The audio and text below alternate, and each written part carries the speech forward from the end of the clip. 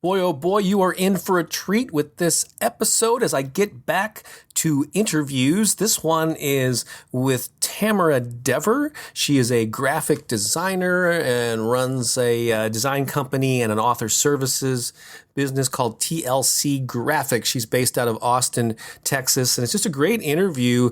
And even if you're not in the design business or have no interest in that, you'll still get a lot out of this because she talks about the evolution of a business and how over the years she focused in and got more and more narrow on who she serves, what types of projects she takes on. And there's a great conversation toward the end of the interview about pricing and how she raised her rates over the years and kept doing that and was very fearful of it, but faced that fear and did it anyway. And her clients continue to pay her higher rates and what you can learn from that.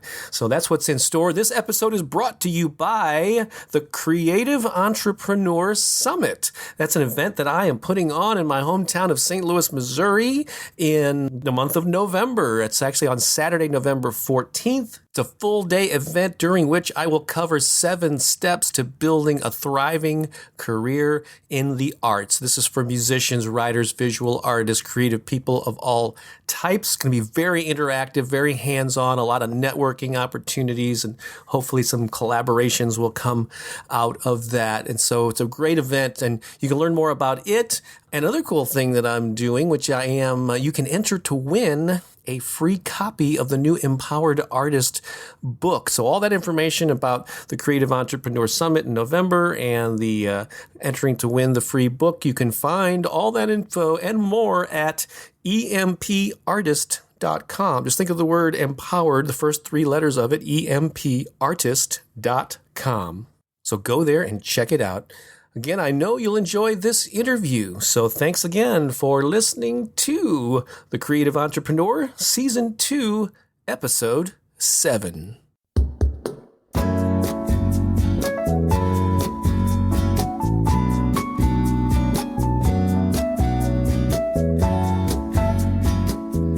All right, welcome to The Creative Entrepreneur, and today I believe that this is my very first interview with someone who is in the graphic design field. If memory serves, this guest is my very first graphic designer featured on The Creative Entrepreneur. It's an old friend of mine, Tami Dever. Hi, Tami, how are you? Hi, nice to see you, Bob. It's nice to see you, too. Yes, that's right. We have connected over the years at different book publishing conferences. I think you were here in my hometown of St. Louis the first time that we met at a conference here. And then I think we ran into each other probably in New York City, perhaps, at one of the Pub U. They call it Pub U. It's like Publishing University that the Independent Book Publishing Association puts on. We stayed in touch, and yeah, it's good to reconnect with you because you, I know, yeah, you have a pretty healthy business. So how would I describe you as book design? Is that your primary business function? It is. We're a book design firm as well as an author assistance firm. Excuse me. Sure. And so yeah, you do. So it's TLC Graphics. That's the name of the company, right? Right. So we take people from a raw manuscript through design, editorial, printing, and beyond, so they can get just a beautiful, saleable book, even if you're a first-time author. Oh, cool! So you help with the whole package, not just even though you perhaps started with the design aspect and maybe expanded those services. That's exactly what happened. Oh, cool. And you're based in Austin, Texas. Is that right? That's right. Awesome. That's a great city. I haven't been there in years, but I know it's teeming. It's a little creative metropolis. Is it not? Oh, yeah. It's amazing. Just filled with creative people, despite the heat. Yeah, and it can get hot there. And I know it's a big music town, too, that's for sure, because I've been there for South by Southwest, and I hope to make it back soon. But yeah, I want to find out about this. This is fascinating to me, because I can, even though... Because, yeah, as I expand my audience to include the musicians and the writers who I've served for a long time, I'm also bringing in visual artists and photographers and designers are something I always mention in my list of people that fall under that creative banner. designer. However, I've never interviewed one, so this is really a thrill. So just give me a little background, if you don't mind, on who you are and sort of what led to where you are now. Were you always, since you were a kid, were you drawn to visual images, and did you know early on, or was it something that sort of developed more recent years? So just give me a little rundown of your background. Yeah, so you mentioned it. I've always known I was an artist since I was a very little kid. Since I could hold crayons, I have pictures of myself coloring, and I was probably 4 years old. But in 6th grade, I really knew. I learned what we were called commercial artists then. And I wrote a paper and I said, I'm going to be a commercial artist when I grew up. And that never changed. The title changed to graphic designer, which I kind of like better. Mm-hmm. But there never was a doubt. So I grew up in Wisconsin. I'm a big old Packer fan and a cheesehead. And I have a graphic design degree from the University of Wisconsin-Oshkosh. And my first job, business wasn't the coolest topic, but it was really neat to work for a magazine. I was designing ads. I was doing layout for the entire magazine. I was the art department for the magazine. Cool. And then our tiny little company was owned by a higher education newsletter and book publisher, which was also tiny. But I eventually became the creative director of both divisions. So I learned a lot about publishing there, and that's where I did my very first book cover. I should actually backtrack. My aunt wrote a book while I was in college, and I designed the cover for it, but I had no clue what I was doing. Of course. That's important for people to realize that. I think a lot of people want to go into a field and they feel like they're lost or they're not good enough, and they put off doing it until it's perfect. But there's just no way to get your first efforts to be perfect. You just kind of dive in and do what you can, right? Exactly. You have people around you who can guide you, whether it's a printer or a mentor or whoever. But I had the printer at least guiding me, and it got done, and it was nice. But that was 20-something years ago. So that's what I was going to. Yeah, I was going to ask how long ago that was. So a couple of decades. And that's another thing about this whole perfection thing. I actually wrote about in my Empowered Artist book about this thing about no matter how many, no matter how much you strive to get this thing to be perfect, 2 months from now, 6 years from now, even tomorrow, you'll look at it and go, oh, I could have done that better. And that's actually a good thing. It's a sign that you're growing. Because if you look back at something you did 20 years ago and went, yeah, it's about the best that I could do. I mean, there's no growth there, right? And so, yeah, that would be a catastrophe. Yeah, it's part of the process. So just put out the best thing that you can and then improve on it with the next project that you do. Right. So keep growing. So cool. But go ahead. Yeah, whatever continue with if you got more to add about your evolution as a designer. Yeah. Well, I won't get into too much detail, but the person who is now one of my best friends and became one of my longtime contractors, we've been working together for 17 years. I actually met at that first job. Oh, cool. So you never know, don't burn your bridges. Yeah. You just never know. So I've actually gathered people along the way. I now have. So after Madison, my husband and I moved to Sacramento, and I worked for another small regional business magazine. After I left there, I worked for a teeny tiny little golf course guide startup company. It's crazy what kind of companies need your services. But after that gig ended, I took my freelance business full time. And I still worked for a regional bridal magazine twice a year, just kind of for some stability. And it was a load of fun. I mean, a young new bride getting to do all kinds of bridal designs and stuff. It was kind of cool. Yeah. So that was cool. And then we moved to Austin, Texas, because my husband got transferred. I gained another fantastic designer. We eventually hired an admin who does all the stuff that I really hate doing. Mm-hmm. And now I do what seems most of the time to be a legitimate business. That's awesome. And so how long has your own TLC Graphics been in existence? How many years?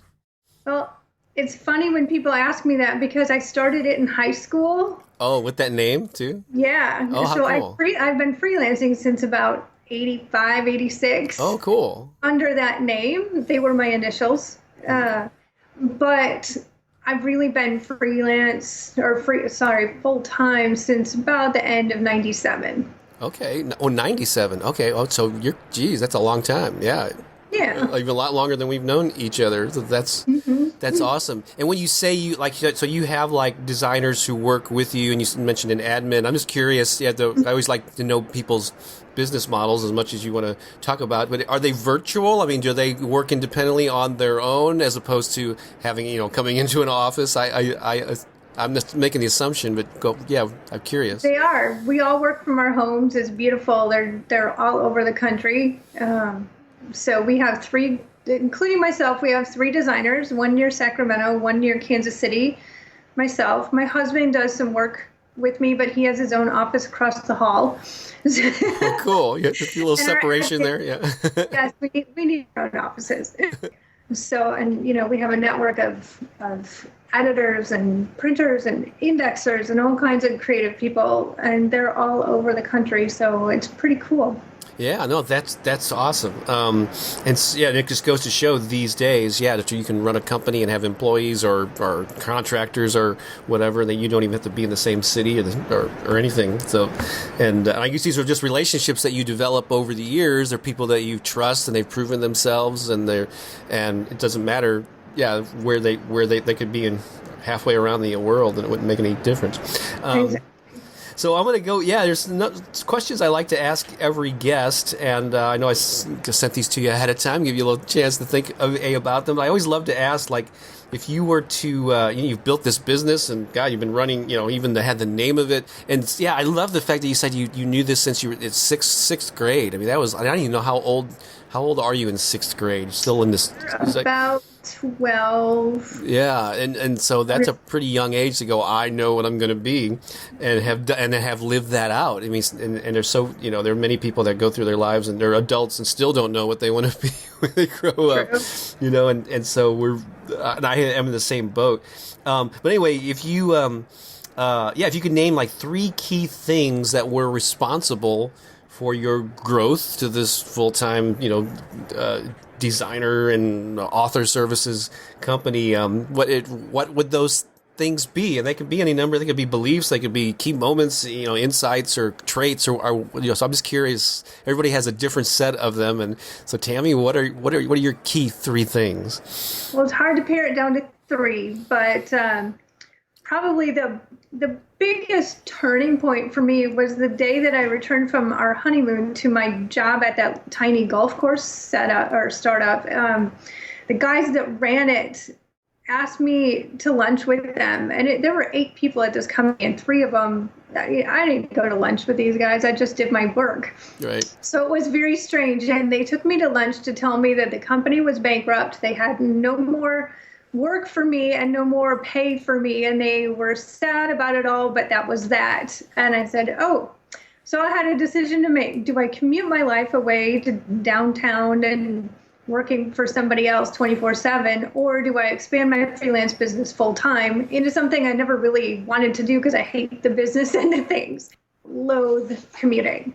So I took the business full time, and it did help. My husband had a very good job, so I didn't have to worry about putting food on the table through my creative ventures. Right. That was a key moment. Well, that's cool. Yeah, and I think that happens for a lot of people, especially when the economic downturn around 2008 or so, in particular. I mean, a lot of the sort of online superstars or people that are thriving now, lost their jobs in that era, and were forced to make like you to make a decision. I luckily. I built up my business to the point where I actually put in my notice with my job. But some of those things, like at the time, did you think did you see it as an opportunity, or was your initial response, oh no, what am I going to do, and panic, and then saw the opportunity, or how did that play out? I was pretty calm about it. I mean, I was kind of happy. I just got married. I came home from my honeymoon. I was in a good mood. So I thought, well, this is kind of a bummer. I haven't been here that long. It was only maybe 4 or 5 months at the most. But I knew there were lots of opportunities out there. I didn't know immediately that I was going to freelance, but I knew I'd be able to find some other design work. Right, right. And I appreciate you being honest about, that your husband was able to, you weren't the only breadwinner. And so, you were in a fortunate position that I'm sure that you're grateful for, to be able to relax a little bit as you built it. Because not everyone, has that, is in that circumstance. However, people overcome all sorts of, situations to still build their businesses. So I wouldn't let those of you listening who don't have a spouse or a situation, don't let that dissuade you from pursuing it in any way that you could, your dreams in any way that you can. So that's cool. So that's like one of the key things was losing that job and forcing yourself to build a full-time business. Cool. Yeah. So I also had a big aha moment, not terribly long after that happened, within business full-time as a freelance or as a graphic designer in general. Mm-hmm. I mean, I was designing logos, business cards, book covers, a little bit of everything. And I love good logos, love them. I am an adequate logo designer. I don't like being adequate at anything. And it hit me like a Mack truck one day when I was stressed out over doing another logo, another business card, and I wasn't having a whole lot of fun. I was frustrated because it wasn't as awesome as I knew it should be. Mm-hmm. And I sat there and kind of just backed off from my computer and said, my goodness, this is my business. Nobody's telling me I have to do this. I don't have to do this. And I made a decision there. I'm only going to take projects that I want to do. I have that privilege. And that was a huge, huge realization. And then becoming a specialist really gave me so much freedom to grow, which is kind of counterintuitive. I mean, you think, well, if I do everything, I can get any kind of job. Exactly. But because I specialized in book design, in what I was truly gifted at, suddenly I became somebody in my niche and I knew who to go after. And they started to know who I was and tell others. And I grew my business instead of just being a jack of all trades.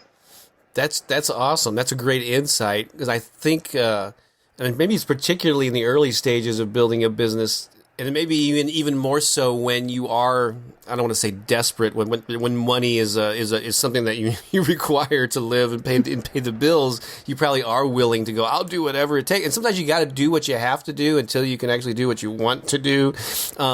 However, it's actually exposing yourself to all those experiences where you go, I really like that. I'm good at that. Oh, I'm just doing that because I have to. And then you realize what you're gifted at and what you should be focusing on. And then you can make those choices of turning down the things that don't feed your soul, and that, right. Yeah.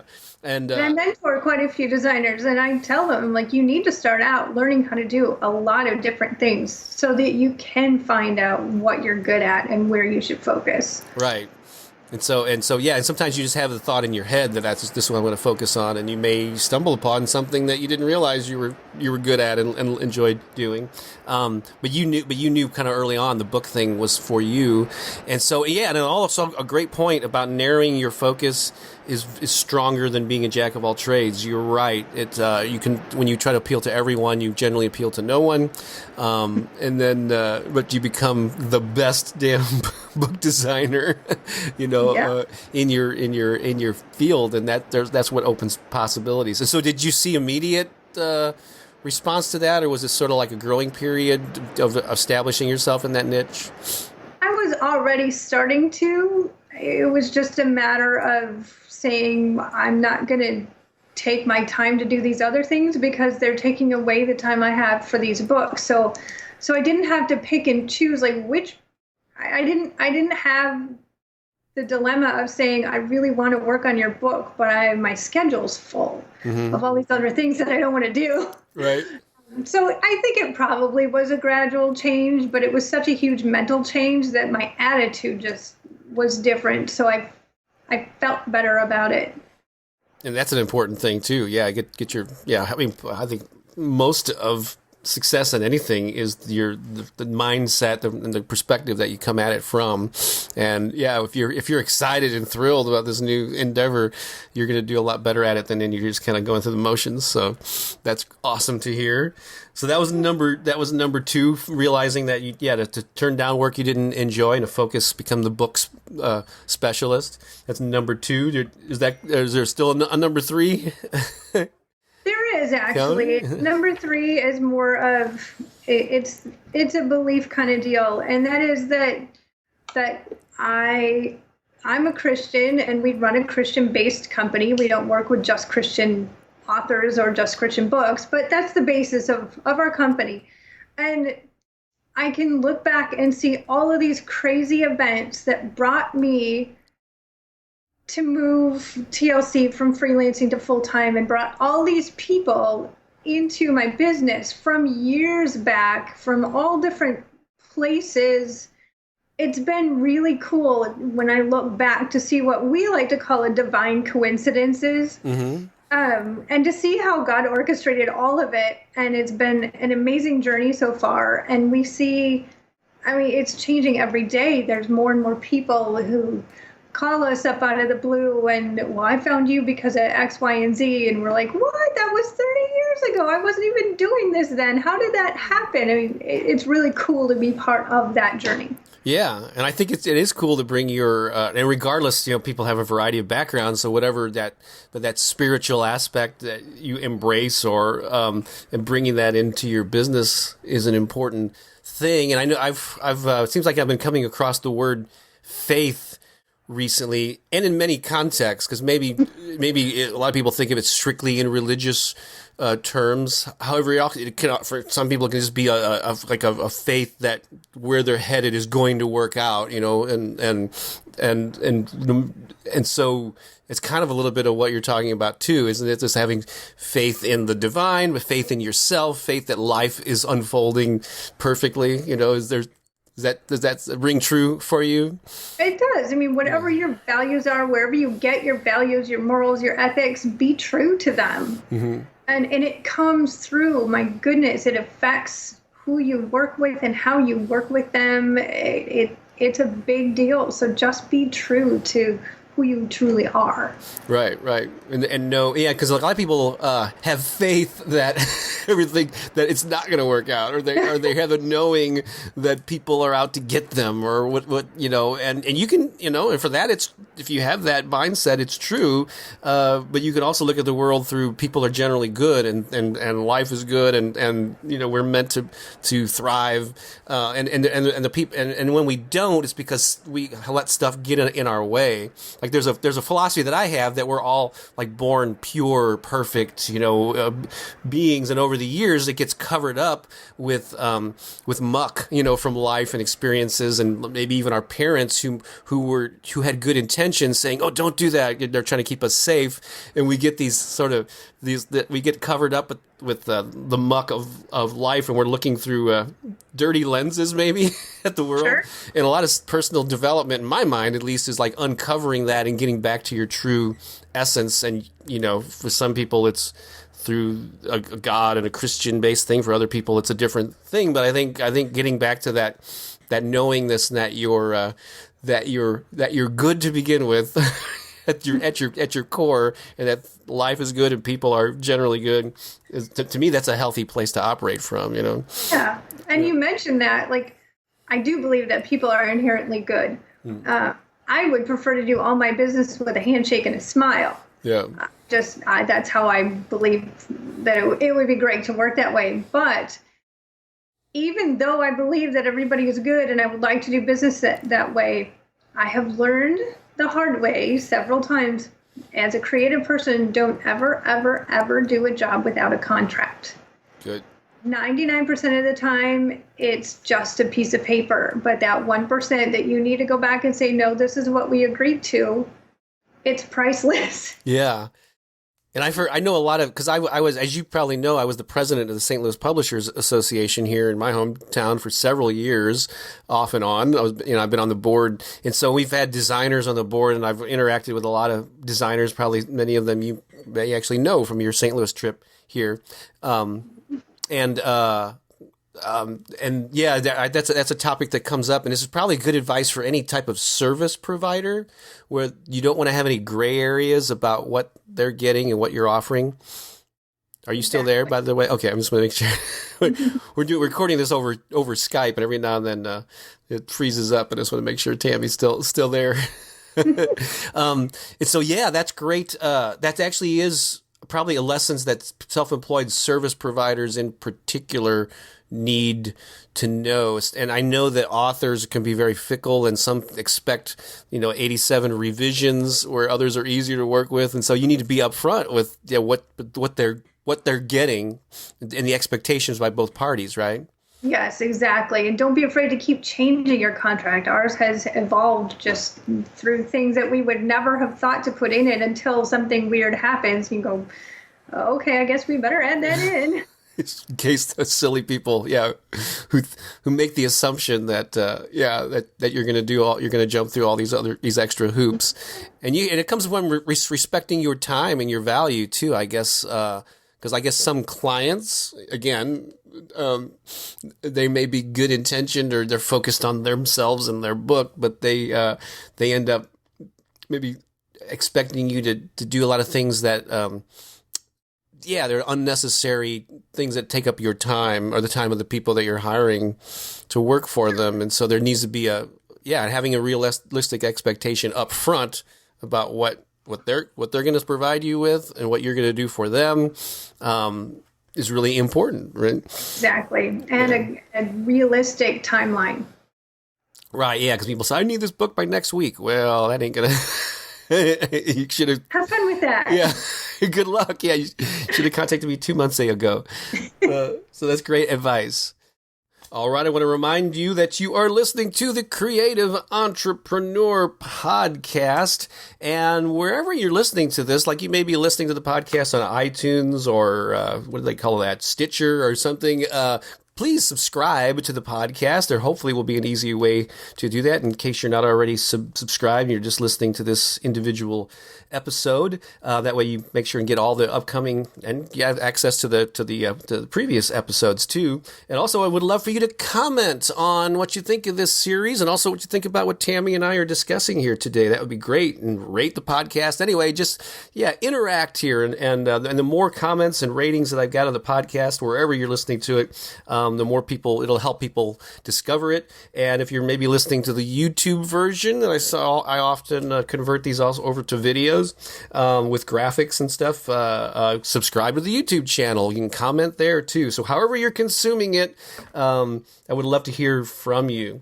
And so, let's continue on with my conversation with Tami Dever, a graphic designer. And so, Tami, we talked about your 3 key tips, or 3 key things that were, that were responsible for the growth of your business. Now let's just talk about kind of a little bit about a major, like a challenge or some type of challenge that you faced and how you overcame it and what you learned from it. Because I think, certainly we learned from the success aspects, but we also learned from the challenges. And so what would yours be? Well, my biggest challenge, I think, has been to learning to turn away books that don't fit with our company. A lot of people don't even consider turning away business. If it comes, it's a gift and you just do it. But as your own boss, you have that gift of being able to decide which projects you take on and which you don't. And while we do all genres of books, or most genres of books, there are some that don't fit with our key values.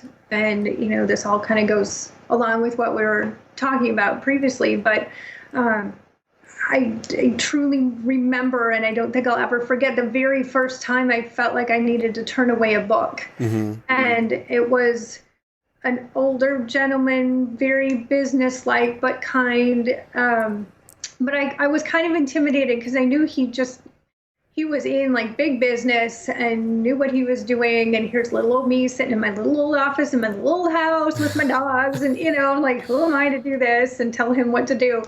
But he had a book that I didn't understand where he was coming from. It wasn't that it was above my head. It was it went against our Christian beliefs. It was outer space, inner space, all kinds of stuff. And I just felt extremely uncomfortable with it. And I knew that I couldn't do a good job. And at the very end, this was what it comes down to, is like, I don't get it enough to do a good job for you. And I refuse to give anybody less than my best. Yeah. So I was talking with him, and I just told him straight out, and I was sweating bullets, and I'm sure my voice was shaking, and I know I was shaking, just scared to death to tell him, but I knew I had to. I said, listen, I think what you're doing sounds cool. I love that you're passionate about this. I'm not the right person to design your book.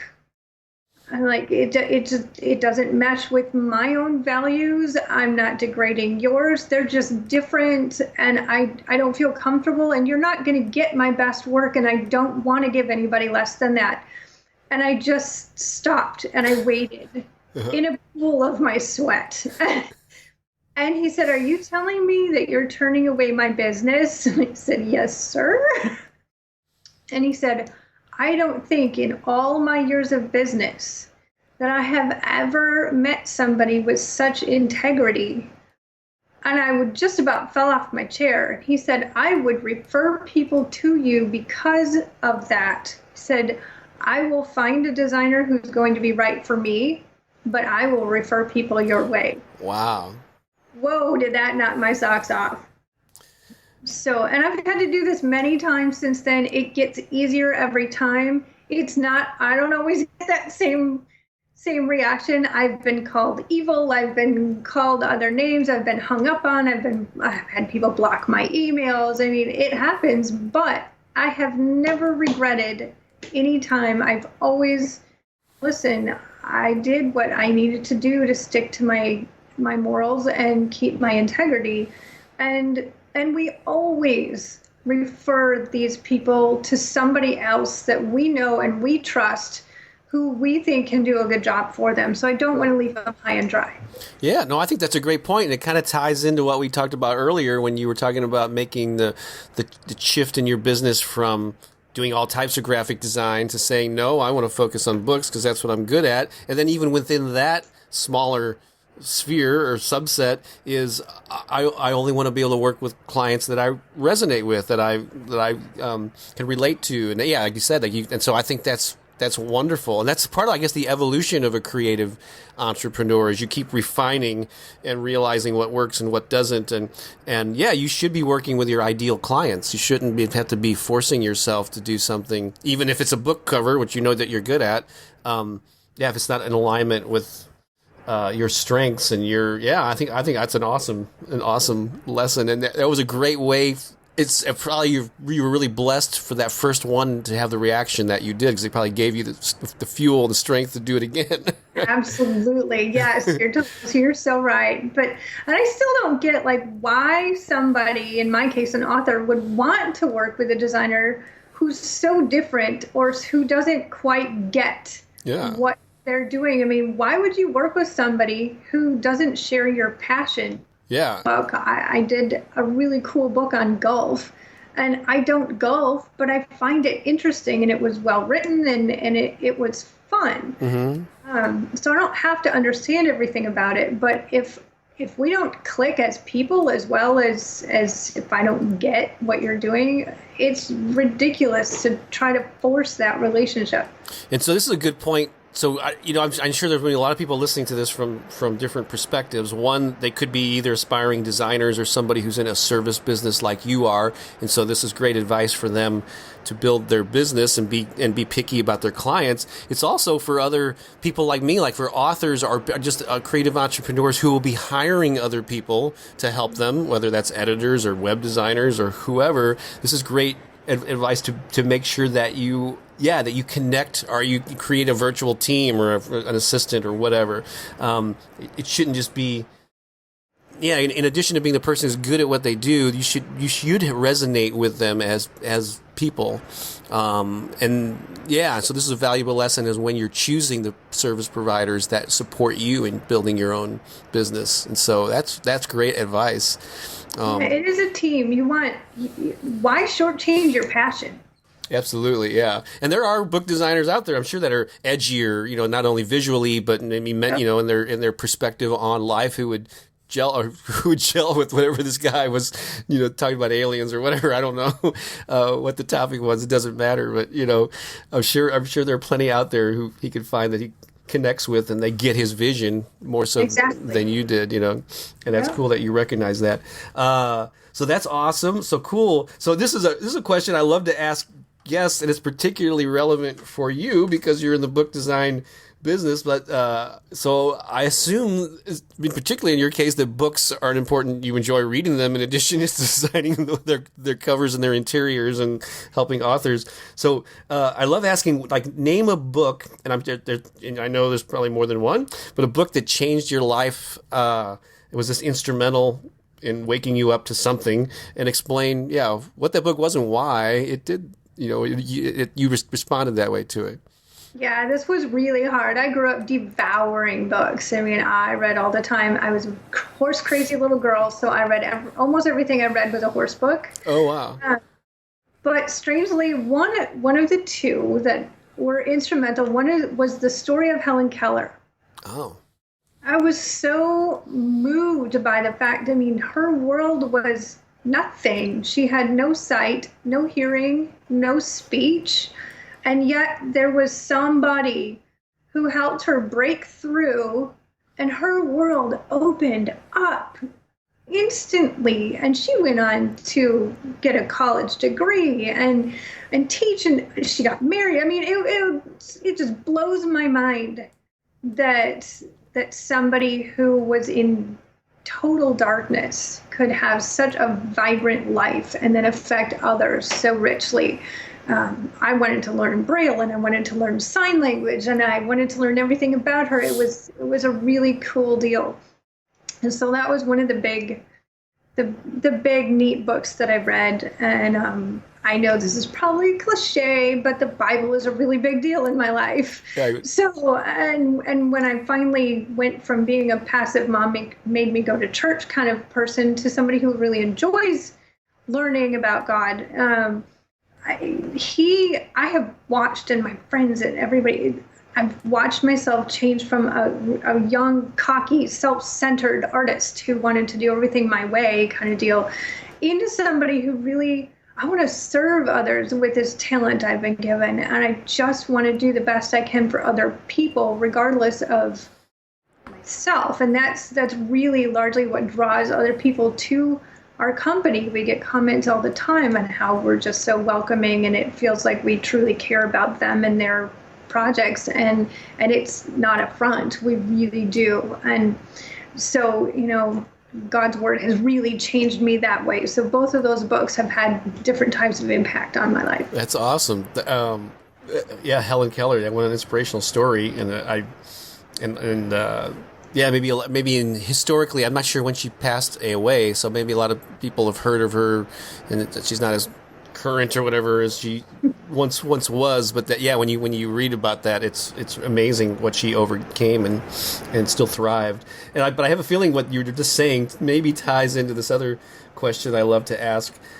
Is what truly motivates you to do what you do. And I have a feeling you may have already addressed that a bit, but I'm going to ask it anyway and see if you can expound on it. Yeah. So why do you? So you said since sixth grade, you said I want to design stuff. Then you decided I'm going to focus on book covers. And then now what types of clients. What's your big why? Why do you do this these days? I can't not. It is what I was created to do. It's who I am. It's in my blood. I can't not design. It's so immeasurably rewarding to bring joy to another person through what comes out of me and off my computer. It's the neatest thing to present somebody's book covers, or I still do logos, and once in a while for special things, anything. To present something to somebody and bring them joy brings me joy. And I get literally get withdrawal if I have to be away from the creative process for hours, days, God forbid, going on vacation. Oh my gosh, seriously, going on vacation is really hard.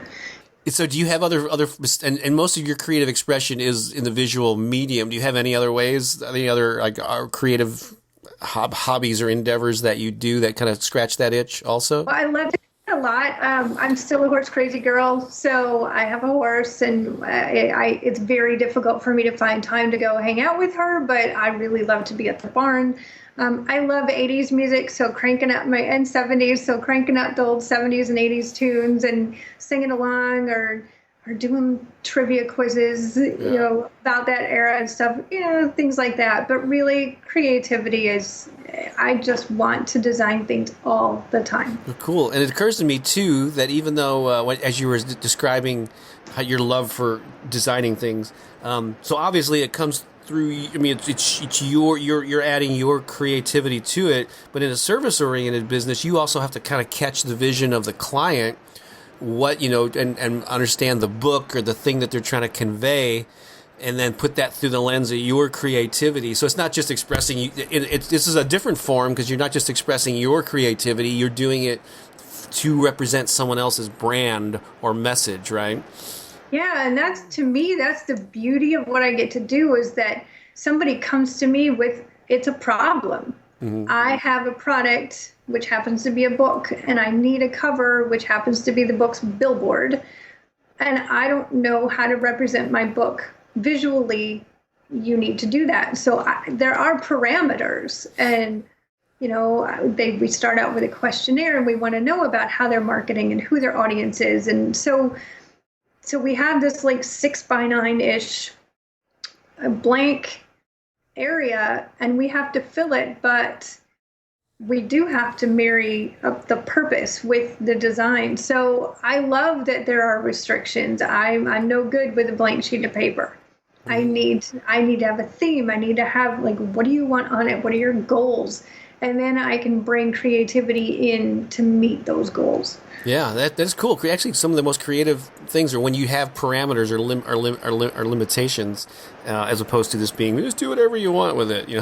Actually, that's the worst. Yeah, and that's cool. And this is not something that was on I was kind of throwing this at you here, but it just occurs to me, and I know because we talked a bit about business evolution and how you've changed and you get more focused and your contracts updated and all this stuff.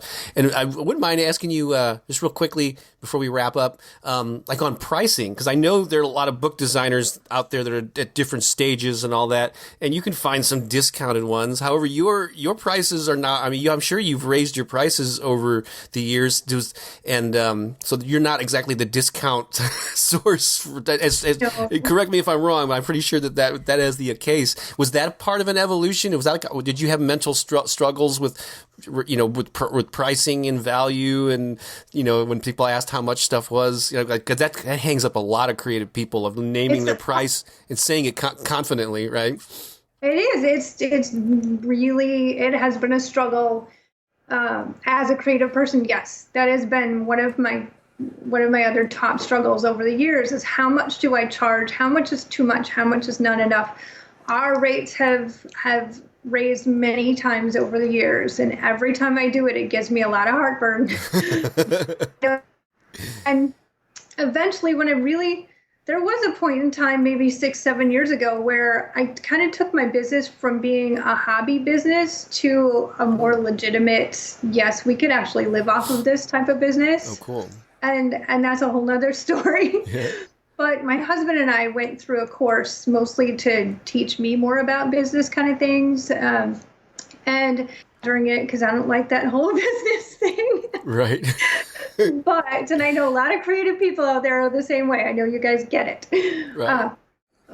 But what I learned in the end, and yes, like you said, we are not cheap. My husband calls me says that we're like the Neiman Marcus of the designers. We're at the high end.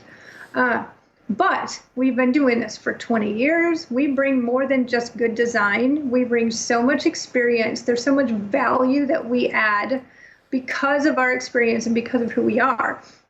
And I've learned this last time that we raised our rates, was really hard because it put us up. We have a flat rate of $2,200 for a book cover. Wow. A lot of people choke at it, and other people in the know get that no matter what. But when we came up over the 2,000 mark, I was like, there is no way I can do this. I'm going to lose clients. I'm never going to get new clients. This is never going to work. And yet, anyway, could have been my husband's prodding. But we did that while I was taking this class, and they explained you have silver, gold, and platinum clients. You want the platinum clients. You want the ones who want you. You're focused in on a certain type of project, somebody who's going to be serious about putting their book out and not just doing, a memoir that their parents and kids are going to read. We used to do those, and they're fantastic. But we've moved out of that realm, and while we still do that, we're focused on a tighter audience now. Yeah. And because we raised our rates, we are getting the clients we want to get and that we serve best. And it works, and it is amazing. And I'm no longer ashamed to say how much we charge for a book cover. I can hold my head up high and say, this is what we charge, this is what you get for it.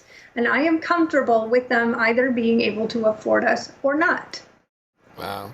But it took me a long time to get there. Yeah, that's an important lesson. It's interesting that you repeatedly said, I didn't want to do the business part, but you kind of dove in and you learned it anyway. And that pricing thing is, huge. A huge part of it. And I've heard that in my experience rings true with that. The more that your customers are able or willing to pay, usually they are the easier customers than the people that have $400 or whatever for a cover or less, are probably often more problematic or whatever. It can be that way. It can be, yeah. And so, I'm so glad that I asked that because that's a valuable lesson. So I want to respect your time and wrap things up here. And then any big plans for TLC Graphics or for yourself moving forward in the future? Where do you go from here? I want to keep designing. I just want to keep doing what I do and keep getting better.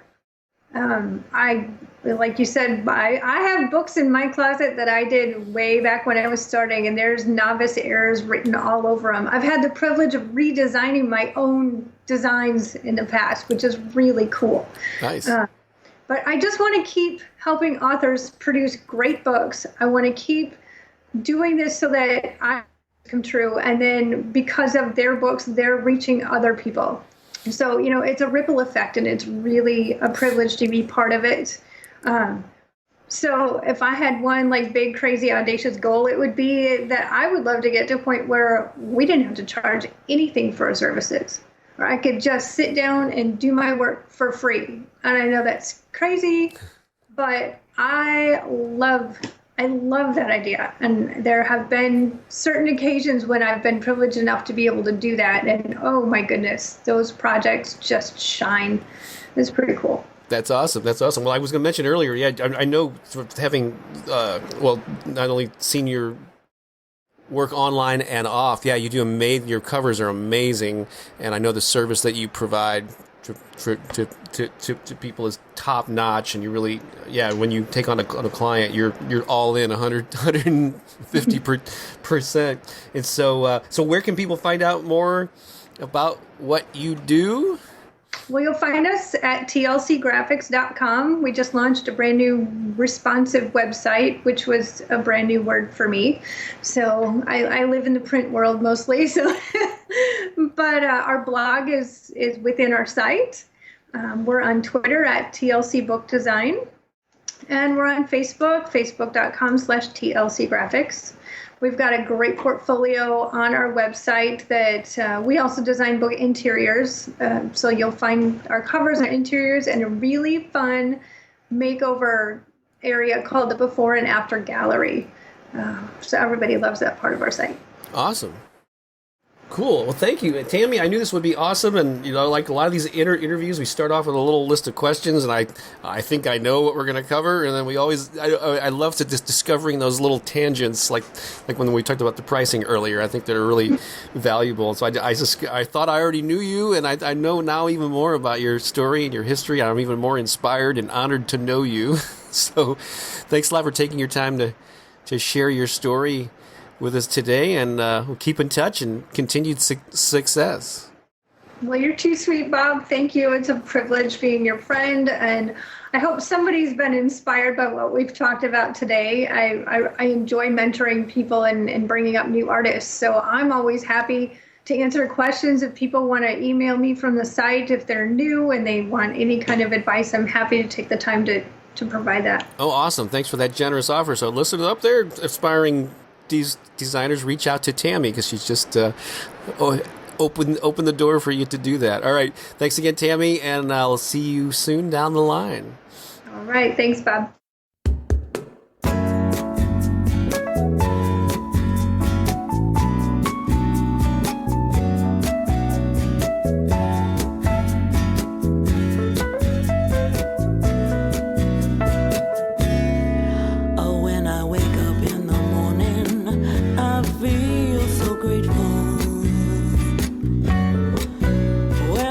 Up in